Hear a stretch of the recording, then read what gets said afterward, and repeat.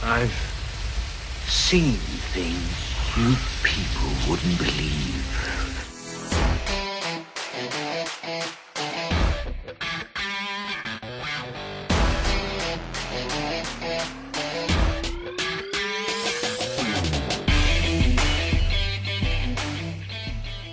Alright, welcome back everyone to episode 35 of the Best Thing We've Seen podcast. My name is Flo.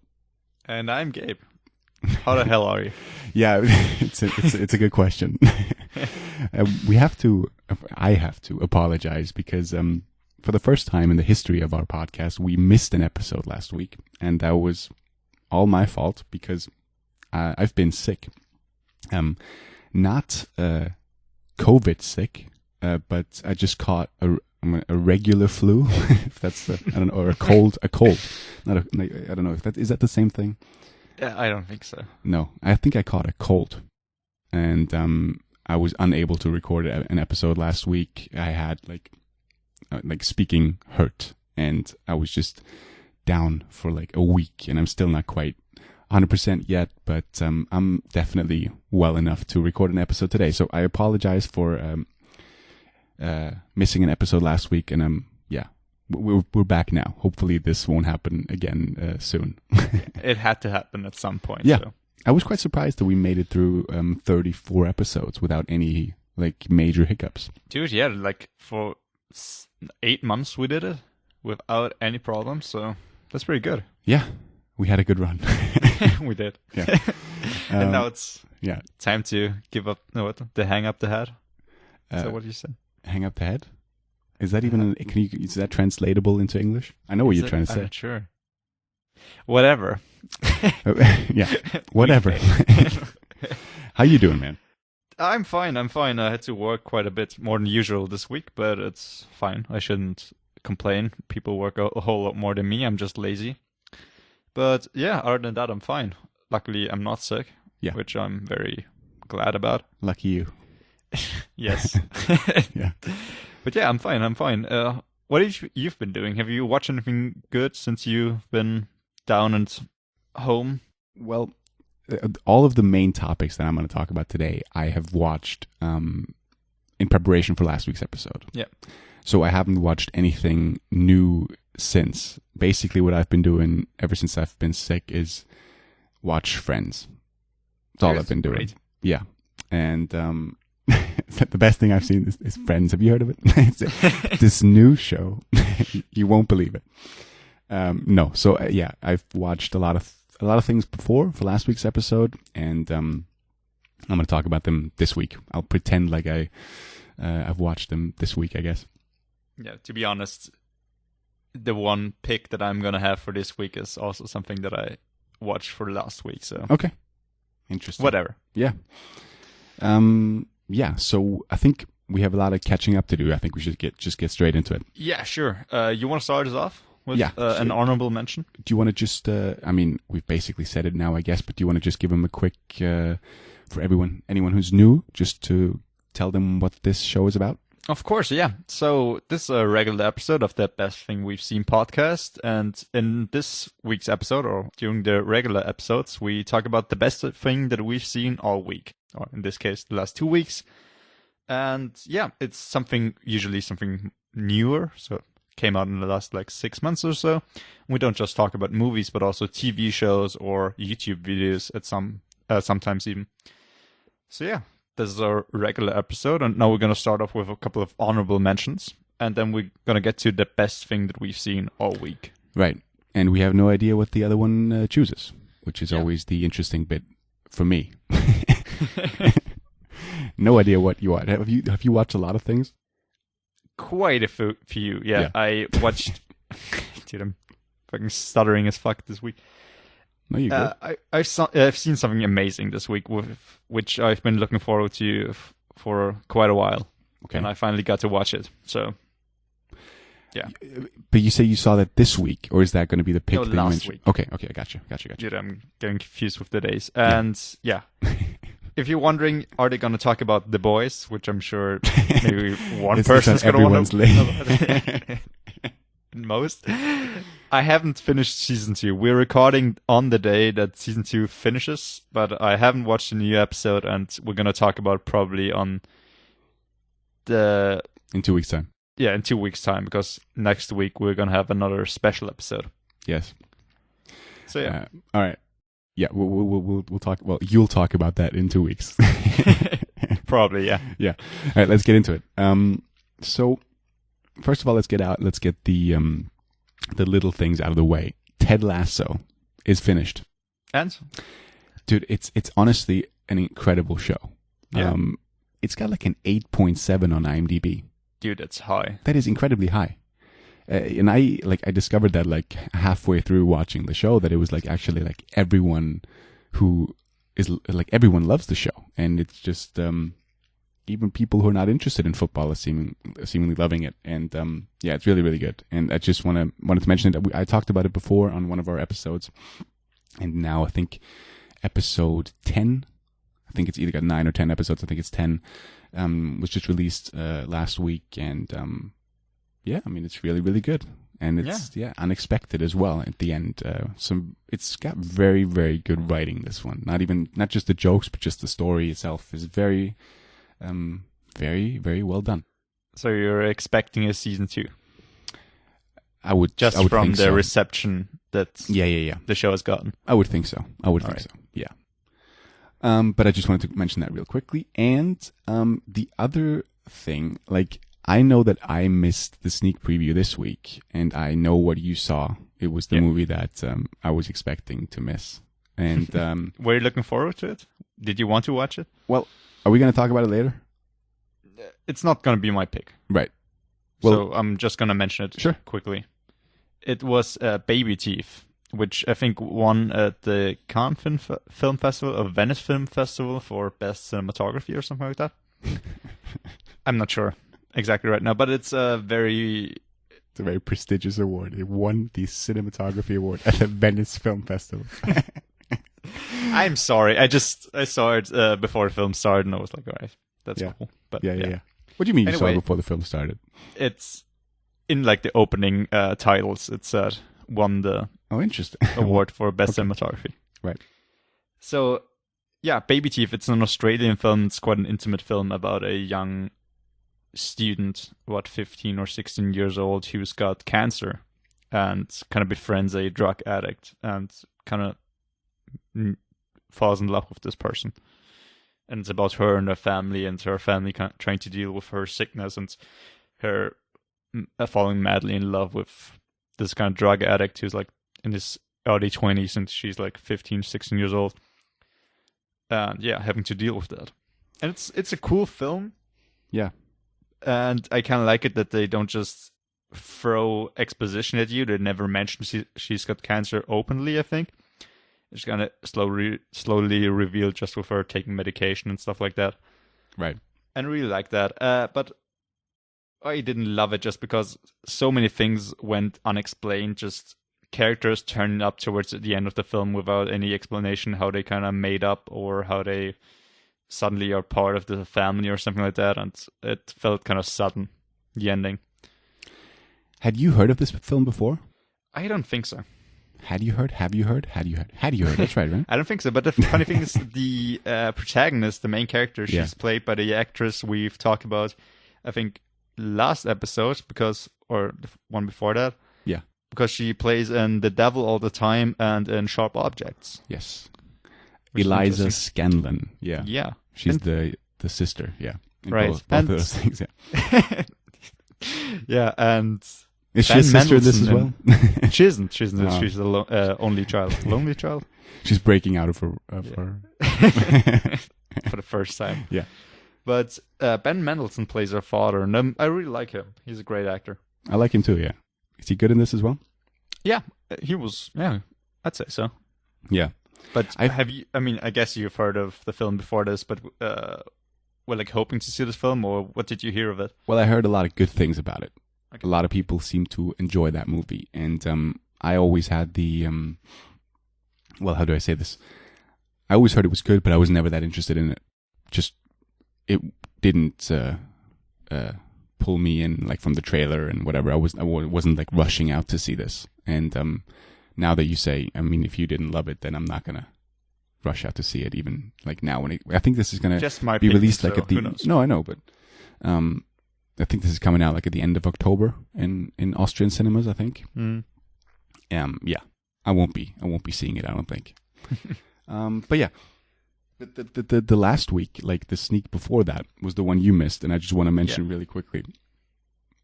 The movie that was shown there was The Secret Garden, and I can't tell you anything about this film. It is I almost fell asleep a couple of times. It is one of the worst. Well, that's a bit harsh. One of the worst sneaks in recent months.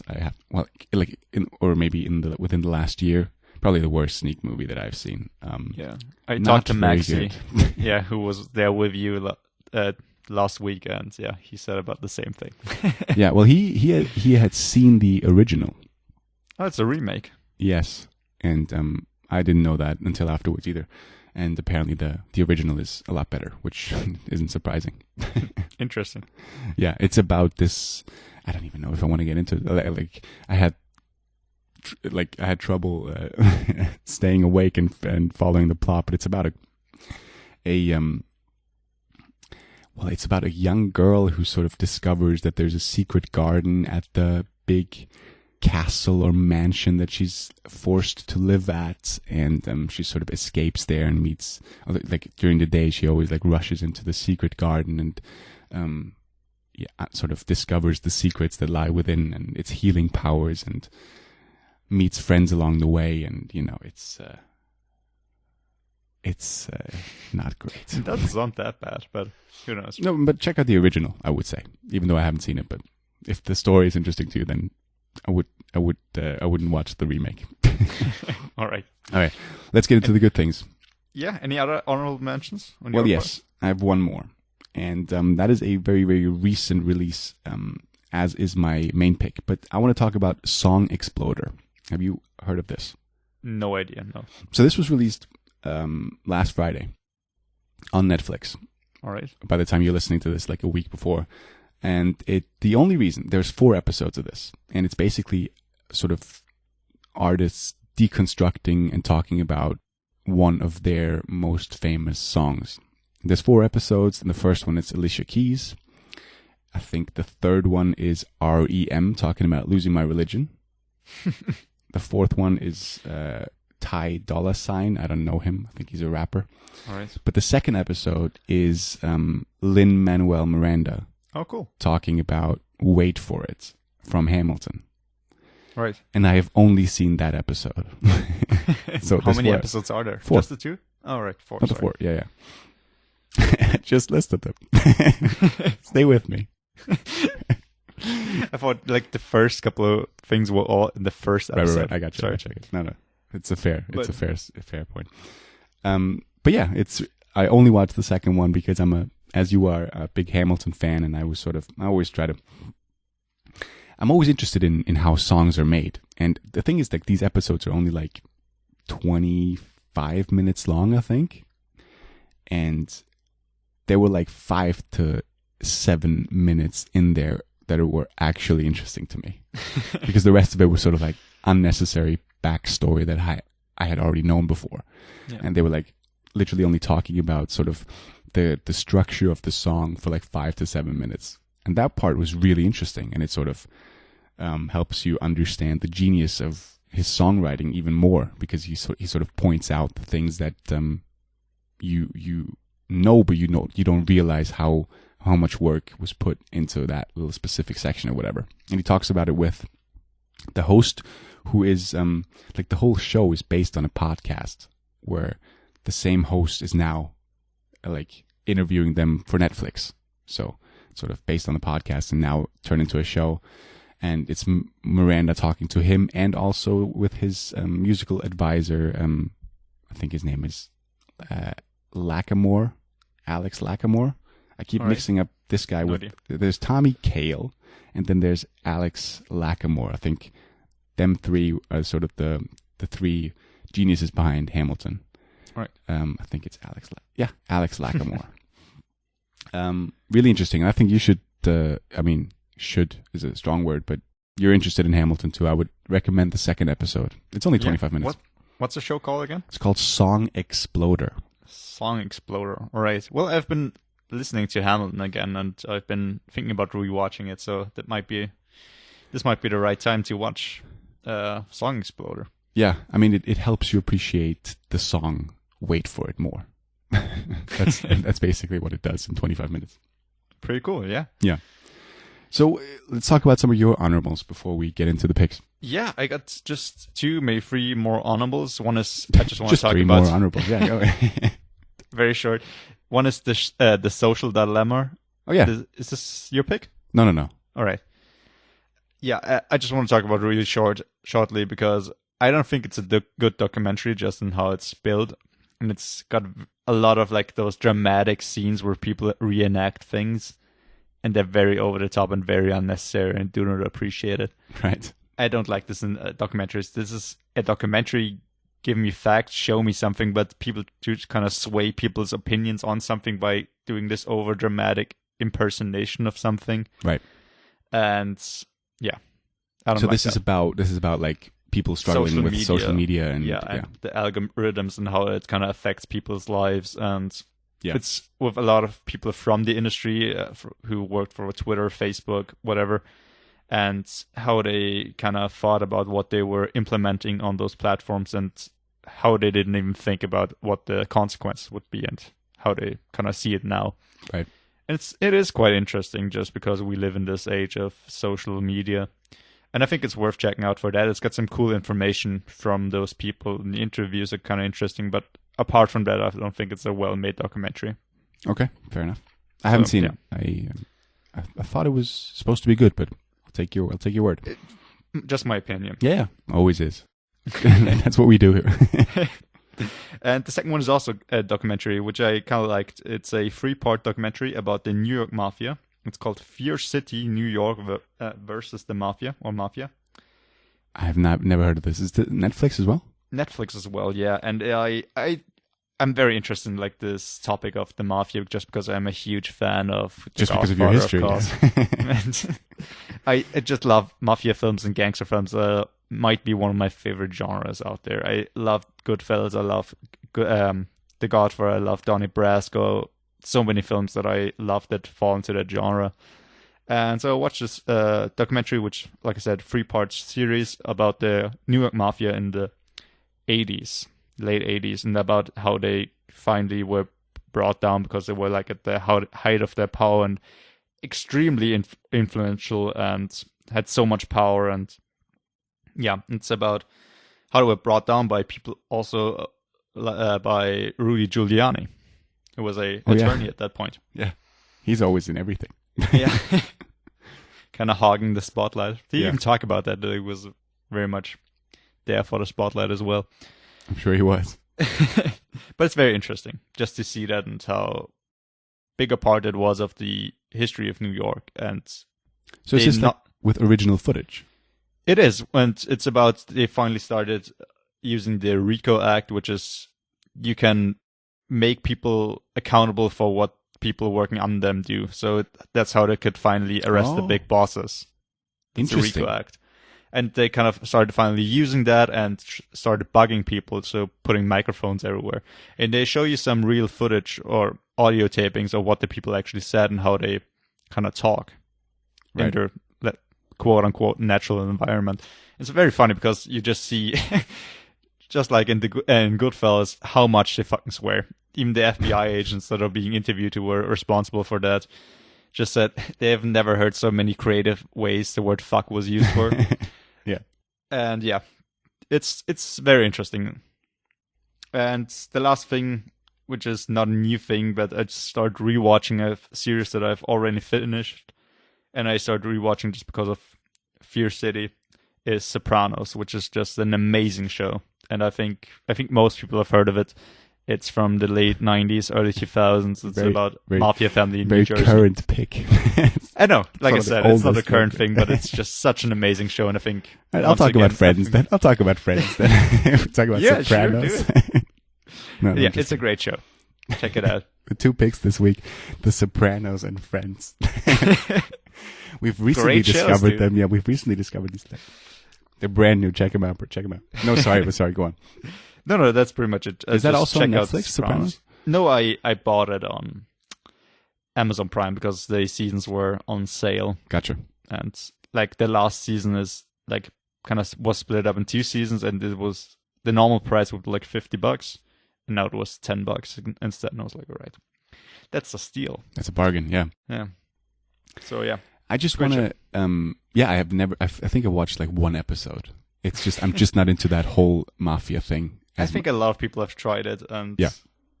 No, Yeah. I'm not denying the greatness of the show. I mean, I haven't watched enough, but I'm just not in like the whole thing that you love, the gangster genre. I'm just not that interested in.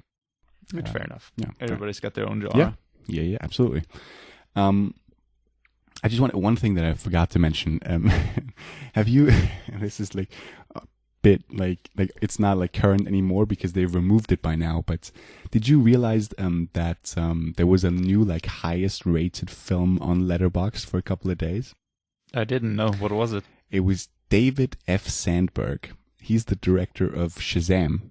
Yeah. He's got like a YouTube channel, very interesting YouTube channel that I can recommend to anyone who's interested in filmmaking because he talks about like a couple of months after Shazam was released, he actually like explained how they shot certain scenes and how they used tricks that the audience wouldn't necessarily realize, or hopefully they wouldn't realize when watching the film. But once he points them out, it like makes sense, like because there was like one scene that they had to like shoot outside, and then I can't remember it quite. I haven't watched that bit, but it's All just sort of, it tells you the problems that filmmakers have that regular viewers would never think of, if that makes sense.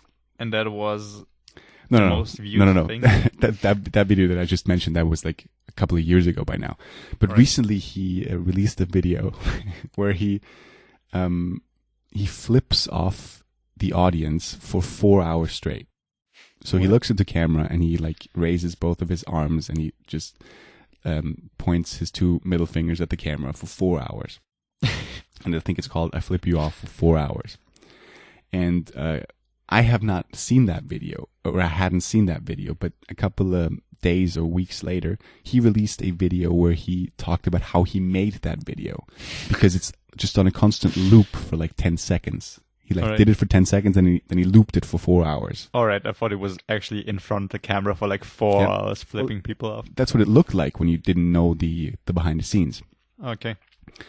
But the original film of him flipping off the audience for 4 hours, because everyone who watched that video is like interested in movies and is on Letterboxd, they logged that film and it had like a 4.8 Oh, wow. with like thousands of votes. And it was like the highest rated movie, which is David Sandberg flipping people off for 4 hours. Yeah, and then Letterboxd removed it a couple of days after, but I That thought it would- was funny. That would have been a great pick for the best thing you've seen Yeah. all week. No, it didn't. I'm halfway through. It's interesting because You want to see all of it before you can log it? yes, because well, you can't log it anymore. They Yeah, right. yeah, but he actually like hid some Easter eggs in there in those 4 hours. There's like I think Wow. after 3 hours, there's like a little video of him as a teenager, like a film that he made back then, just like inserted like at the 3 hour mark or whatever. It's just fun, goofy bullshit, but it's I thought it Fun was for the funny. whole family. Fun for the whole family. It's someone flipping you off for 4 hours. Let's talk about my pick. Sure. The best thing that I've seen this week or recently is a documentary that was released on Netflix as well, called Dick Johnson is Dead. All right. Anything? I don't think I even realized that was up. That Dick Johnson is dead? You hadn't realized? No, I didn't see the documentary. I think maybe I skipped through it and didn't pay it any attention. Well, you think you watched it? You think you No, might have like Oh. I like saw the thumbnail Right, and right, skipped right. over it. Well, this was released also like a week ago, and it is about, well, the documentarian or the filmmaker is Kirsten Johnson, and she decided to make a movie about her father, Dick Johnson, dying. And it's like, how do best explain this? First of all, it's got a lot of dark humor in this. This family like they make light of dark situations because they lost or she lost her mother due to like she had Alzheimer's, and then before her father died. Yes. All right.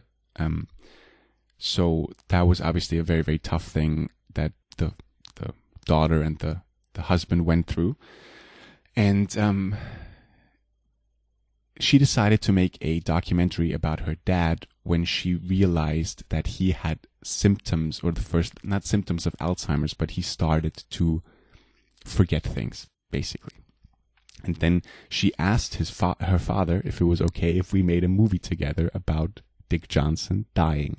And basically what they do is she films him over a span of a couple of years, and they enact various scenes of him dying randomly on the street or whatever. Like he's just walking around the street and then just the fucking fridge falls on him, right?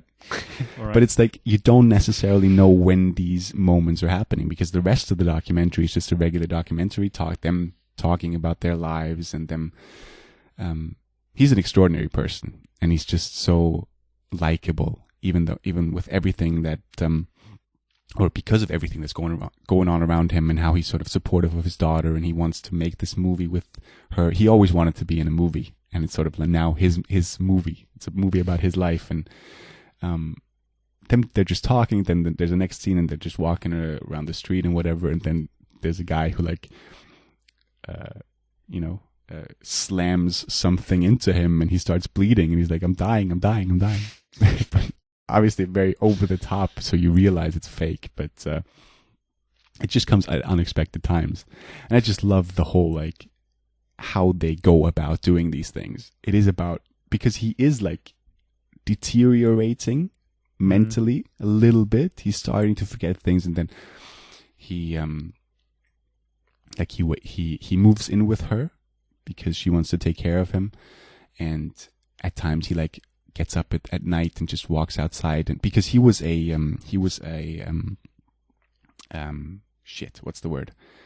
psychiatrist. All right. And so he got up in the middle of the night and sort of walked outside to the living room and expected his patients to be there. He's like, I gotta get up, I gotta get dressed because my patients are waiting for me. But obviously, like, I don't know if I need to mention it, but there are no patients. Like, he's just confused. And then in the next morning, she sort of confronts him about it. And he's like, do you remember what you did? Like, you got up 3 times. And he's like super lucid at that time. He's like, what did I do? No way. And he's like he's like laughing about it. But then again, you realize that he is, the pain he's going through because he doesn't realize what he's doing, and he's sort of losing control of himself. And it's just the last sort of big scene. I don't want to spoil, but there are elements, towards the end, there's a scene in the church, and that scene, like right up to the very end, is incredible. I was close to tearing up because it's just people appreciating a really, I guess according to this documentary, a really, really genuinely nice and lovable and caring person. And yeah, I would recommend this. This is a great documentary, and it's sort of about the bond between the father and the daughter, but we also get to appreciate just the delight of a human being that is Dick Johnson. He's really, really funny. Dude, that sounds really sweet. Yeah. Check it out. It's only like 90 minutes too. All right. It's a nice, crisp documentary that takes turns that I didn't expect.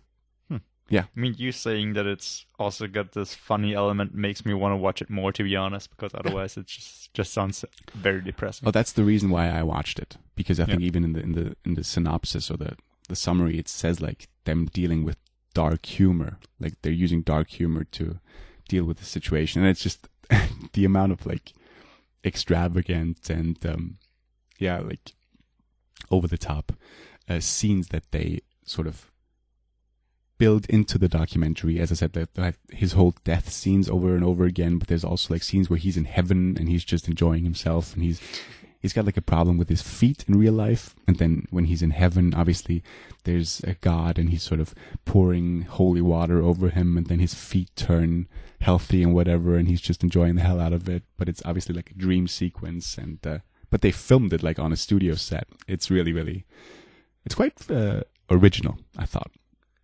This must have been hard to film, especially when he's quite sick at the time. Yeah. Well, he isn't. And once again, I don't know actually if he's like. I don't think he's as sick as his wife was. I don't think he has Alzheimer's. I don't think he does. He's just sort of deteriorating slowly, which I guess is normal. I don't quite know if he was. I don't think they ever talk about the diagnosis of him. If he has like, there's like scenes where he goes to the doctor and she asks him like memory questions and whatever. But I don't think it's ever said that he is particularly sick or whatever. He's just slowly deteriorating. But yeah. What was your question there? Sorry, what was the last thing you said? I lost my train of thought there. No, I think it just said that it must have been hard to kind of film this while he was sick, or kind of having, what's the opposite of lucid moments? Confused. Yeah, I guess. Yeah, absolutely. But then again, what I was trying to say is he isn't as sick as, for example, his wife was. He has these little moments, but yeah, I mean, it is obviously tough. Must have been incredibly tough, but yeah, I'm sure. It's not like he wasn't, like you couldn't talk to him, if you know what I mean. Yeah, sure. But yeah, that's very interesting. Yeah, check it out. Dick Johnson is dead. I mean, what a title. Expect that. What's your pick?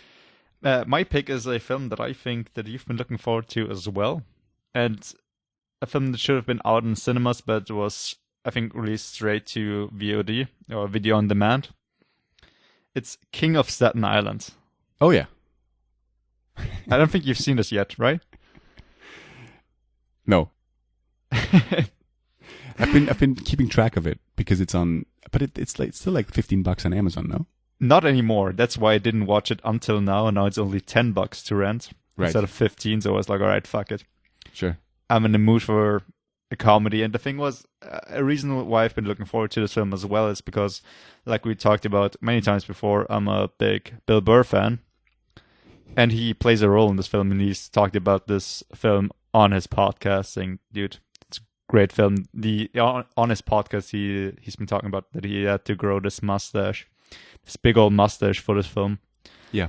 And he kind of hated it, or his wife was making fun of him because he has this incredibly big, ridiculously looking mustache in the film.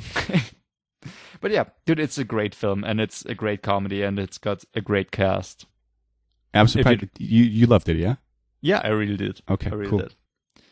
And the thing is, it's by Judd Apatow. Yes.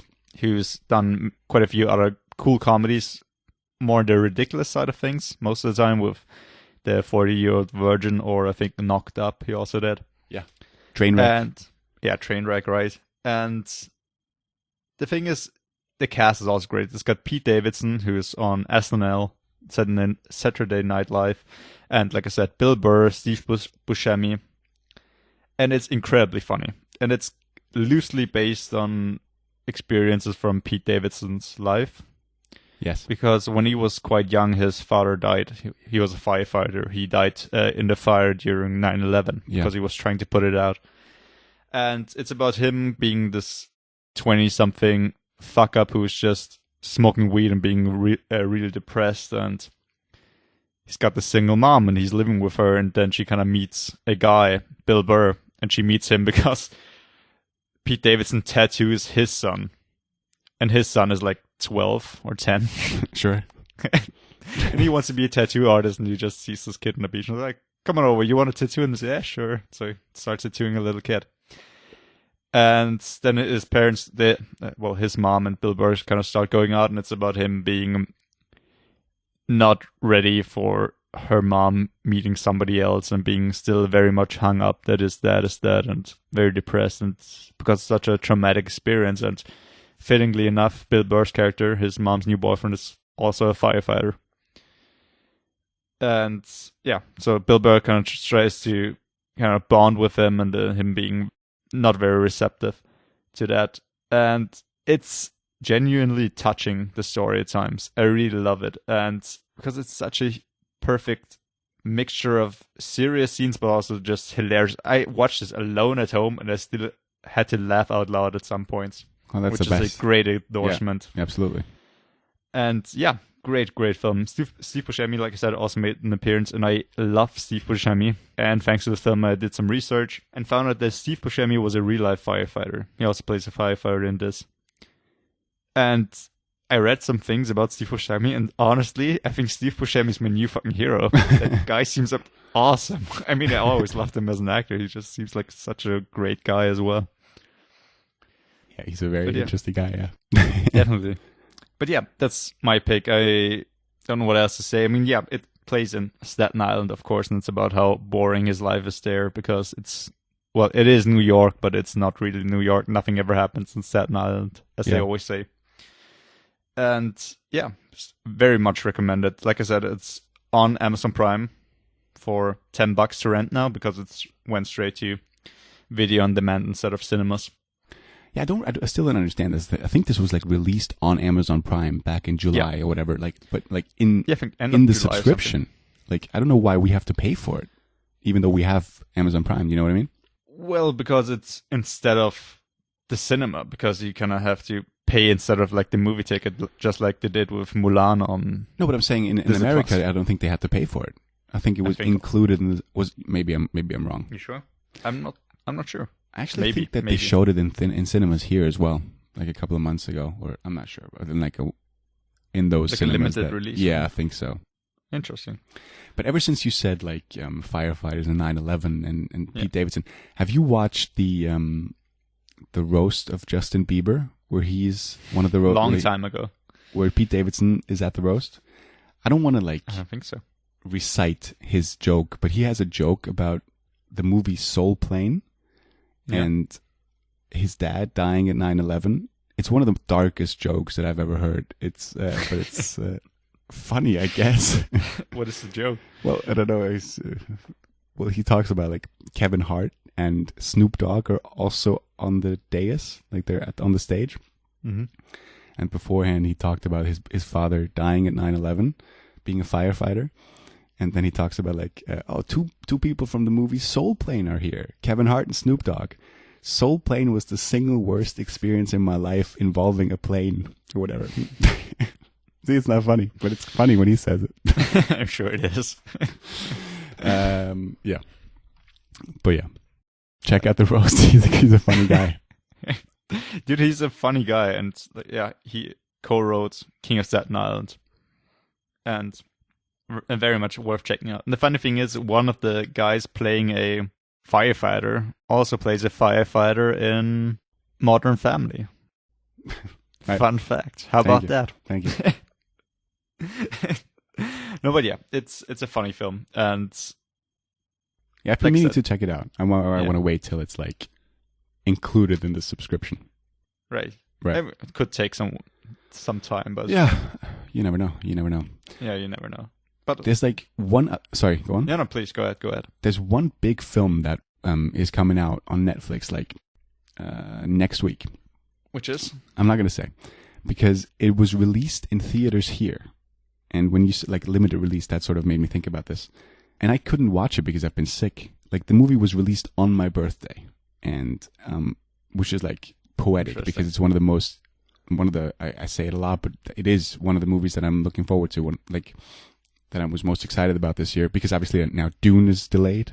Everything is delayed for nearly a year, yeah. Which is crazy. Which sucks, yeah. But I think it's better than them want to release it in December, and then the cinema's closing down anyway. Yeah, but we have David Fincher's Mank coming out in a month on Netflix. That was always a Netflix production. Oh, cool.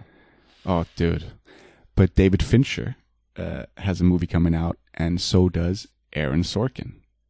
Yeah. And that movie is in theaters now, and I haven't been able to watch it. And it's But that's not the one that came out on your birthday, or is it? Yes. That's the one. Yes, dude.